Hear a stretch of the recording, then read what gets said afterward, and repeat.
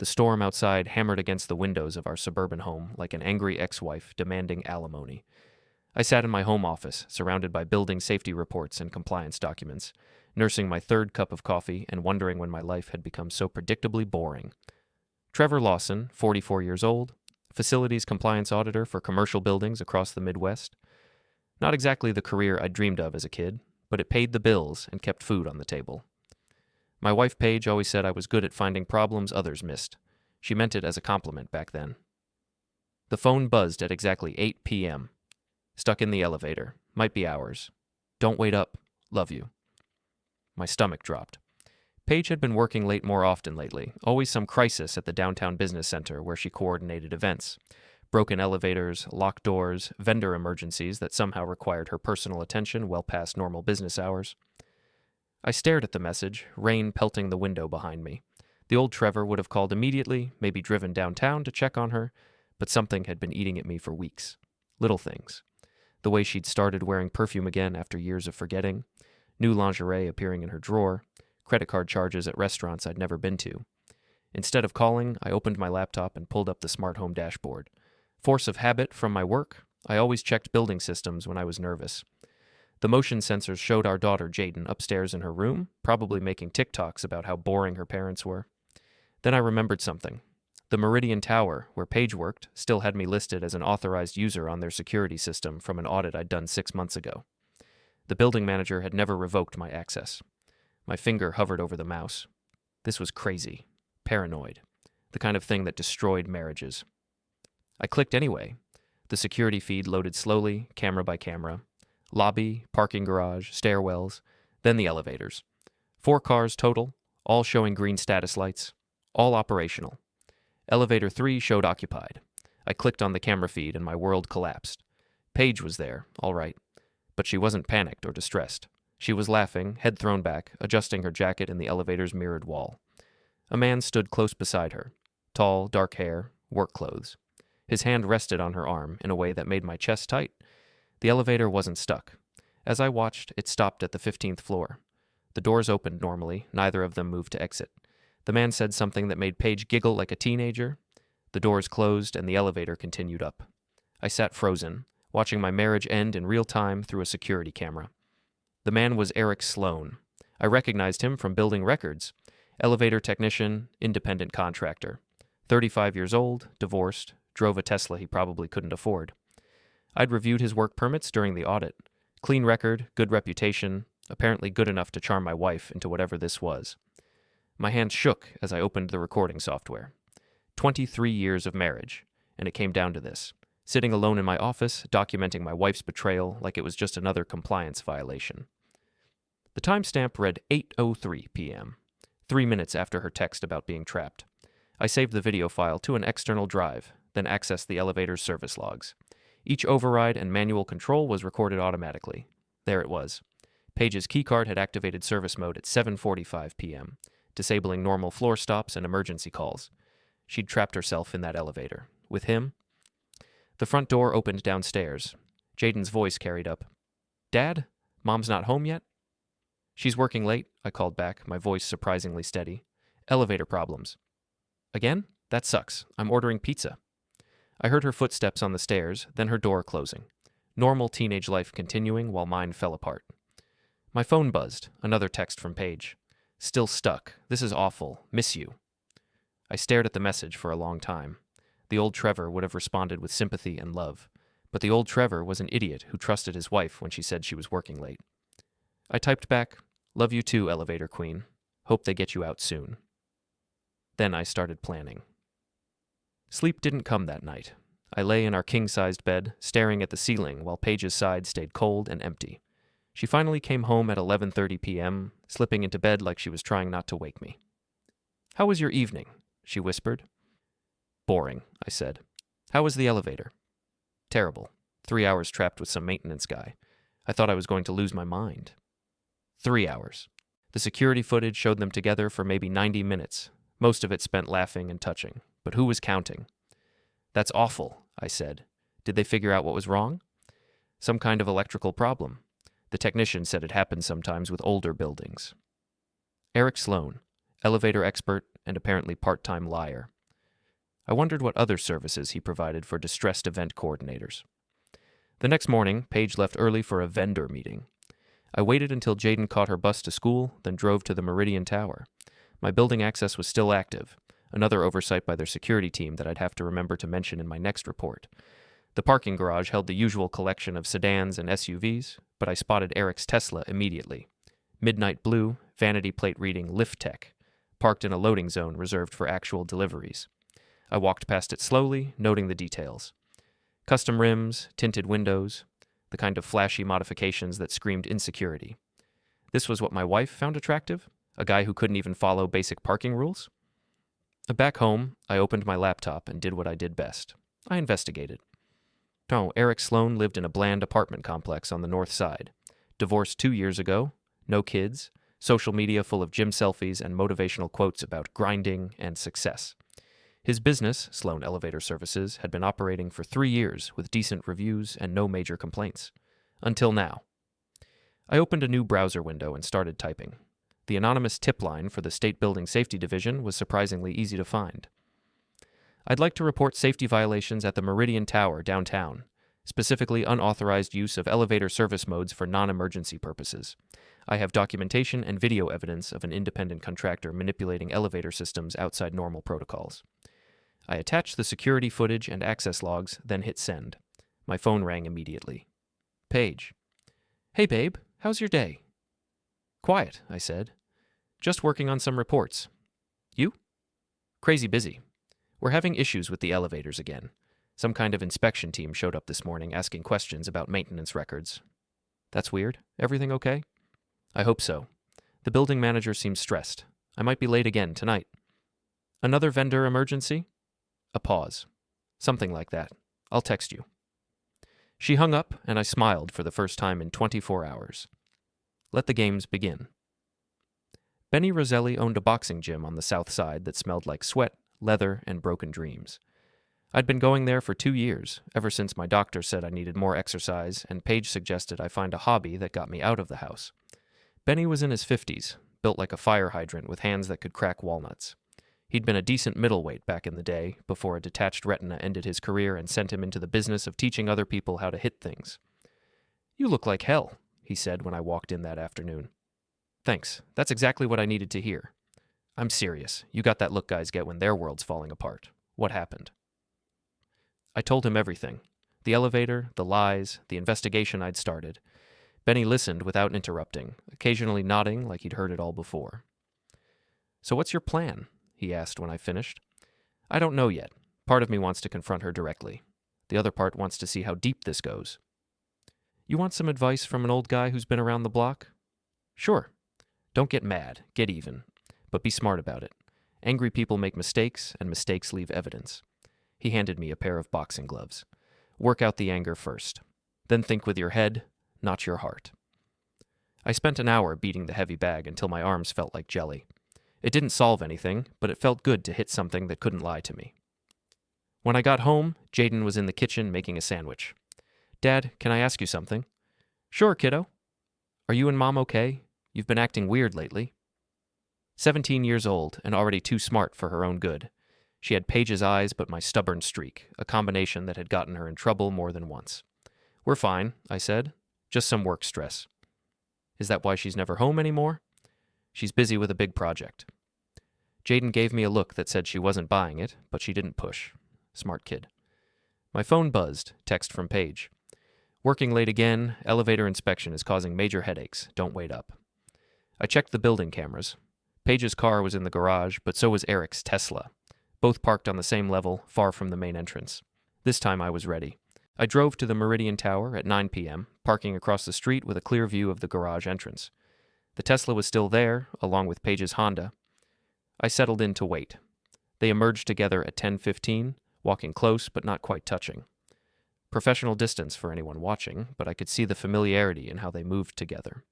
Paige laughed at something Eric said, that same laugh I'd heard through the elevator camera. Eric walked her to her car, then leaned in through the driver's window for what looked like a goodbye kiss. My hands gripped the steering wheel until my knuckles went white. Paige drove off first. Eric followed a few minutes later, probably the kind of careful timing they thought made them invisible. I waited until both cars were gone, then walked into the garage. Eric's reserved parking spot was in a corner, away from the main traffic flow. Perfect for privacy, terrible for security. I pulled out my phone and took pictures of the Tesla's license plate, then walked around the car slowly. The vanity plate bothered me more than it should have. Lift tech, like he was proud of fixing elevators for a living. A security guard appeared from behind a concrete pillar.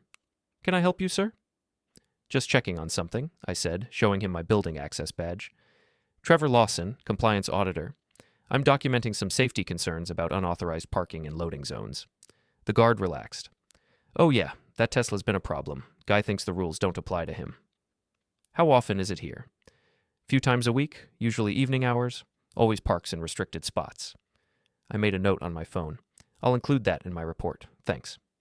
Back home, Paige was already in bed, pretending to sleep. I slipped in beside her, close enough to smell Eric's cologne on her hair. Different from my usual aftershave. Something expensive and aggressive. "How is the elevator situation?" I whispered. "Finally resolved," she murmured. "The inspector found some issues with the maintenance records." "That's good. Safety first." I lay awake for hours, listening to her breathe and planning my next move. The State Building Safety Division called the next morning while Paige was in the shower. "Mr. Lawson, this is Inspector Martinez. We received your complaint about the Meridian Tower. I wanted to thank you for the documentation. Very thorough." "What happens next?" "We're conducting a full investigation. The contractor in question has been suspended pending review, and the building management is implementing new protocols for elevator maintenance." "Suspended?" "Standard procedure when we find evidence of safety violations. Don't worry, we take these things very seriously." Paige came downstairs as I hung up, dressed for work in a new outfit I didn't recognize. "Who was that?" "Work call, nothing important." She kissed my cheek, the same perfunctory gesture she'd been giving me for months. "I might be late again tonight. The elevator situation created a lot of paperwork." "I'm sure it did." She left, and I immediately checked the building cameras. Her car entered the garage at 8:30 a.m., but Eric's Tesla was nowhere to be seen. Good. Let her wonder where her boyfriend went. My phone rang an hour later. Unknown number. "This is Eric Sloan. I think we need to talk." "I'm sorry, who?" "Cut the crap. I know you reported me. Your wife told me about your little investigation." So Paige was keeping him informed. Interesting. "I report safety violations when I find them," I said. "It's my job."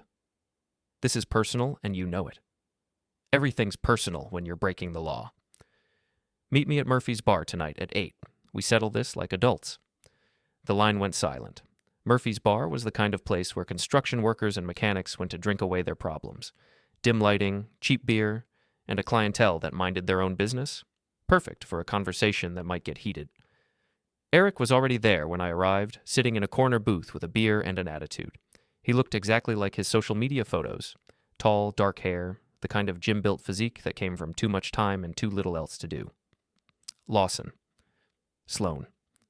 I sat down across from him, noting the defensive way he held his shoulders. This was a guy used to intimidating people with size and presence. "Let's skip the bullshit," he said. "What do you want?" "I want you to stop screwing my wife. And if I don't, then I keep reporting safety violations until your business license gets permanently revoked." Eric leaned forward. "You think you're smart, don't you? Hiding behind paperwork and regulations?" "I think I'm thorough. There's a difference. Paige deserves better than some pencil-pushing nobody who spies on her through security cameras. Paige is married to me. That usually means something." "Not anymore, it doesn't." He stood up, throwing a 20 on the table. "Stay out of our business, Lawson. Next time we meet, it won't be in public." I watched him leave, then ordered another beer. The bartender, a guy about my age with prison tattoos and tired eyes, slid it across the bar. "Friend of yours?" "Something like that." "Looked like he wanted to hit you." "Probably."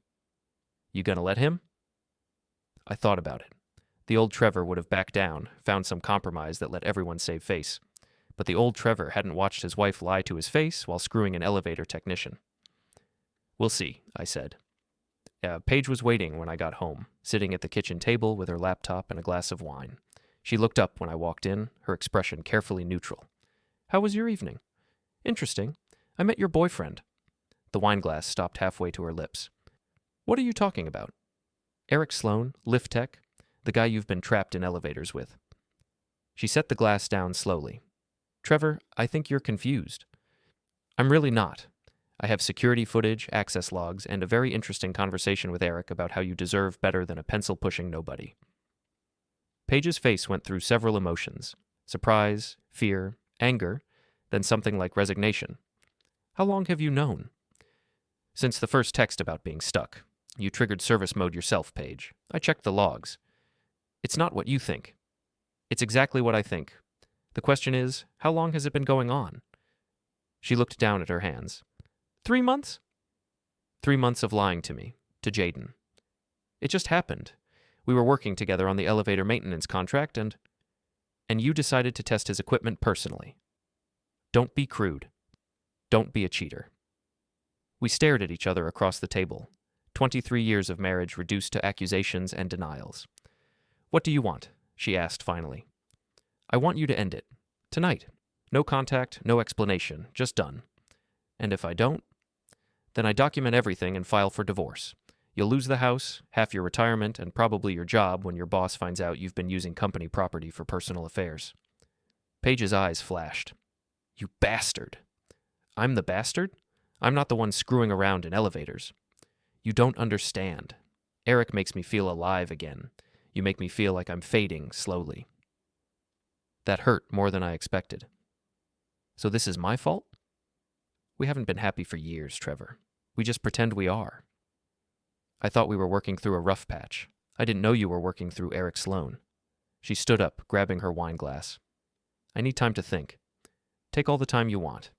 But if you see Eric again, I'll make sure everyone knows about it. She went upstairs, leaving me alone with the wreckage of my marriage. I poured myself a drink and opened my laptop. Time to do what I did best. Investigate. Sam Duvall had been Paige's boss and best friend for 5 years. 42, divorced, the kind of sharp-dressed woman who intimidated men and inspired other women. She ran the business center like a military operation, all efficiency and bottom lines. She'd never liked me. It started small, comments about my job, my clothes, my general lack of ambition. Paige would defend me, but I could see Sam's influence growing over the years. Suggestions about Paige's career, her appearance, her need to expand her horizons. Now I wondered if those horizons included Eric Sloan. I started with social media. Sam's Instagram was full of professional photos and motivational quotes, but her Facebook told a different story. Check-ins at expensive restaurants, vacation photos from places way above her salary grade, and lots of pictures with Paige at work events that looked more like girls' nights out. Then I found something interesting. A photo from 2 months ago, Sam, Paige, and 3 other women at a downtown bar. The caption read, "Girls' Night. Sometimes you need to remind yourself you're still young and beautiful." One of the other women was tagged as Eric's ex-wife, Linda Sloan. I dug deeper. Linda worked as a paralegal downtown, divorced Eric 18 months ago, citing irreconcilable differences. Her social media showed a woman rebuilding her life after what looked like a messy split. I found her office number and called the next morning. Linda Sloan. Hi, this is Trevor Lawson. I'm a compliance auditor, and I'm investigating some irregularities involving your ex-husband's business. What kind of irregularities? Safety violations, unauthorized building access, potential insurance fraud? I was wondering if you might have some insights into his business practices. A long pause. Can we meet in person? I'd rather not discuss Eric over the phone. We met at a coffee shop near her office. Linda was attractive in a tired way, like someone who'd been through a war and was still recovering. She ordered black coffee and got straight to the point. What do you really want to know about Eric? Is he the type to cut corners, bend rules for personal gain? Eric bends rules like it's an Olympic sport. He thinks regulations are suggestions and consequences are for other people. What about his relationship with clients? Linda's laugh was bitter. You mean, does he sleep with them? That's why we got divorced. I caught him with a client in our bed. Some real estate agent who thought he was charming. How often did that happen? Often enough. Eric has a thing for married women. Tells them their husbands don't appreciate them, that they deserve better. Classic playbook. My coffee suddenly tasted like ash. Did you ever meet Sam Duvall? Sam? Yeah. She introduced Eric to his current mark, some event coordinator at the business center. Poor woman has no idea what she's getting into. The pieces clicked together. Sam had orchestrated this. She'd introduced Eric to Paige, probably encouraged the affair, maybe even provided opportunities for them to meet. But why? Linda, did Sam ever say anything about wanting Paige's job? All the time. She thought Paige was too soft, too focused on her family to really succeed. Said the position needed someone more dedicated. Someone like Sam herself. I thanked Linda and drove home, my mind racing. This wasn't just an affair. It was a setup. Sam was using Eric to destroy my marriage and destabilize Paige's career, creating an opening for herself to take over. The question was, how far was I willing to go to stop them? Benny was working the heavy bag when I arrived at the gym, his fists moving in combinations that would have dropped men half his age.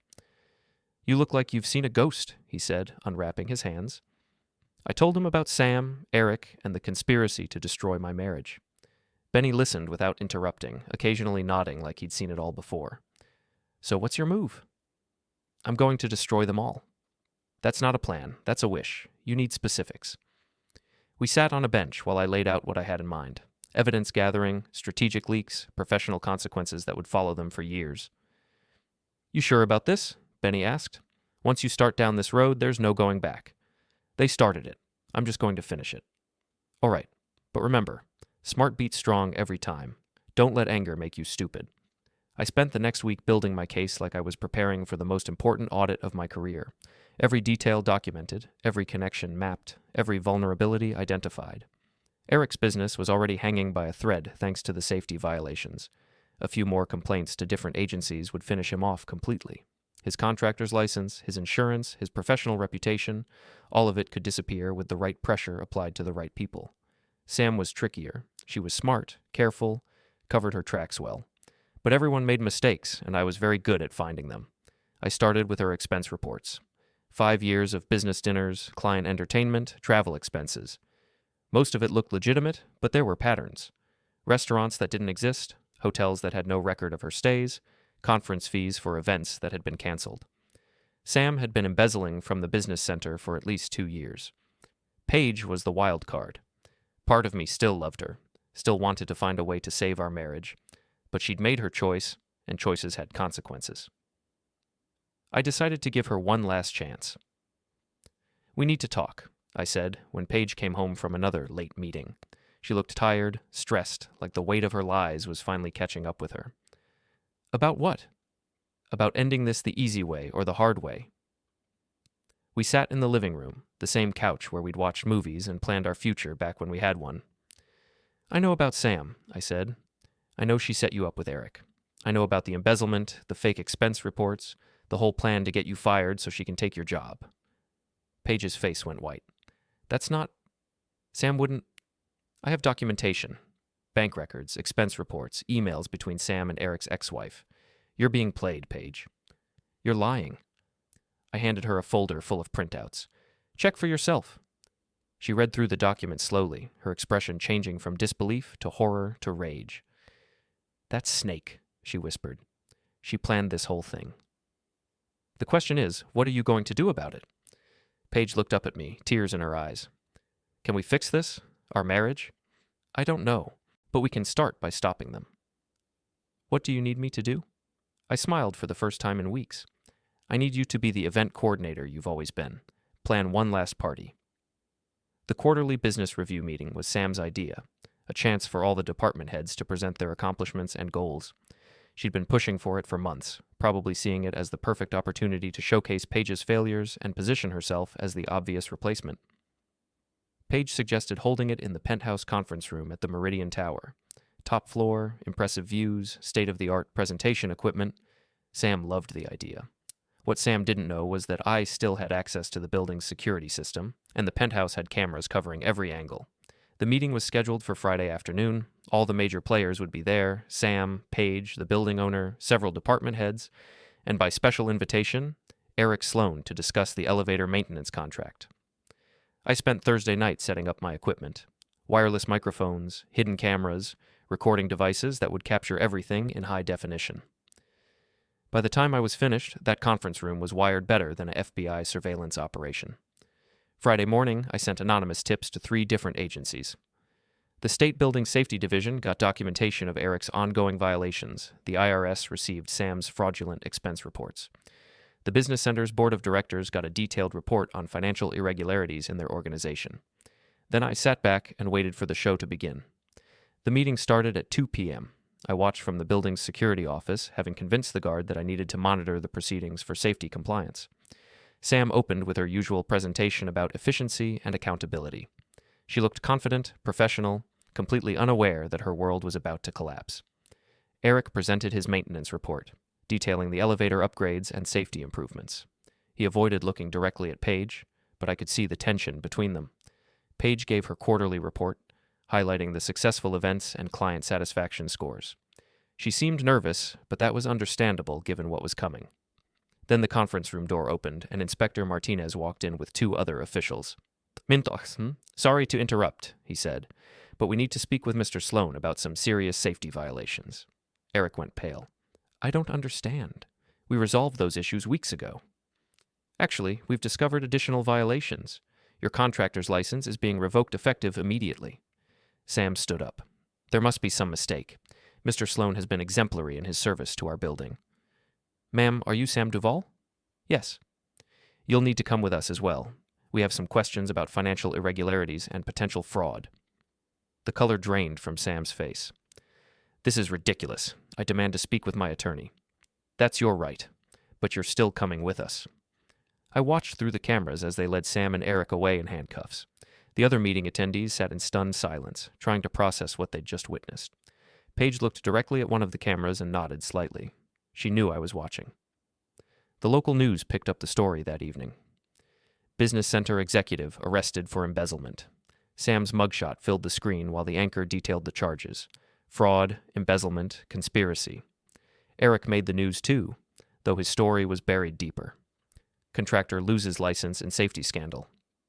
His elevator business was finished, his reputation destroyed. Paige came home that night and found me in my office watching the coverage.